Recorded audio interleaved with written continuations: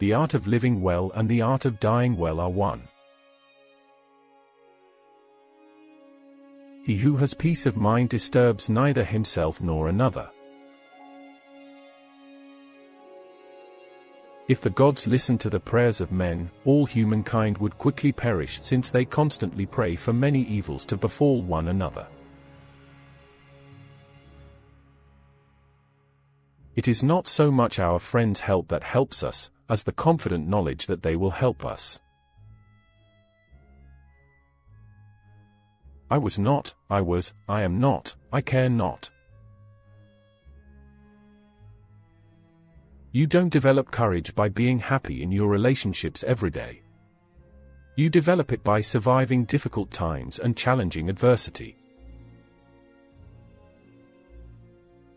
It is folly for a man to pray to the gods for that which he has the power to obtain by himself. The wealth required by nature is limited and is easy to procure, but the wealth required by vain ideals extends to infinity. Never say that I have taken it, only that I have given it back. Do not spoil what you have by desiring what you have not. Remember that what you now have was once among the things you only hoped for. He who is not satisfied with a little is satisfied with nothing. Accustom yourself to the belief that death is of no concern to us, since all good and evil lie in sensation, and sensation ends with death. Is God willing to prevent evil, but not able? Then he is not omnipotent. Is he able, but not willing? Then he is malevolent. Is he both able and willing? Then whence cometh evil? Is he neither able nor willing? Then why call him God? Of all the means to ensure happiness throughout the whole life, by far the most important is the acquisition of friends.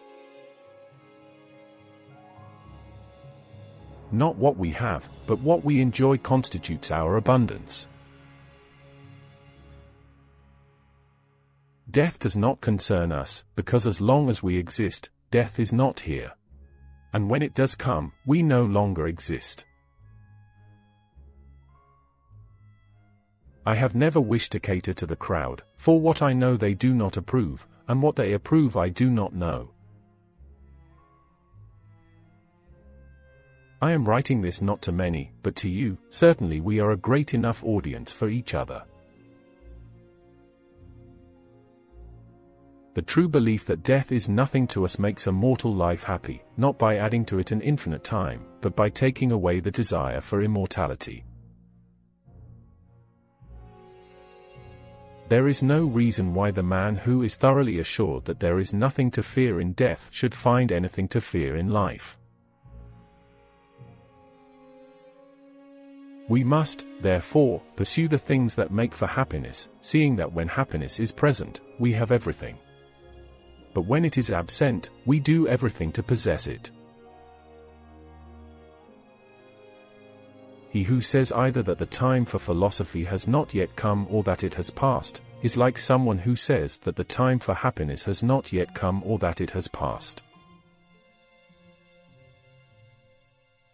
We must exercise ourselves in the things which bring happiness, since, if that be present, we have everything. And if that be absent, all our actions are directed toward attaining it. If thou wilt make a man happy, add not unto his riches but take away from his desires. If a person fights the clear evidence of his senses, he will never be able to share in genuine tranquility. With the Epicureans, it was never science for the sake of science, but always science for the sake of human happiness.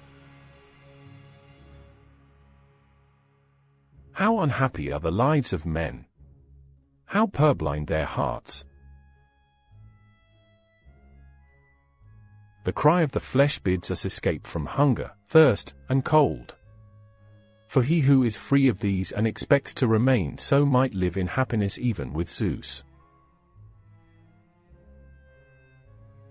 The noble man is chiefly concerned with wisdom and friendship. Of these, the former is a mortal good, the latter an immortal one. To eat and drink without a friend is to devour like the lion and the wolf. We should look for someone to eat and drink with before looking for something to eat and drink. Live imperceptibly.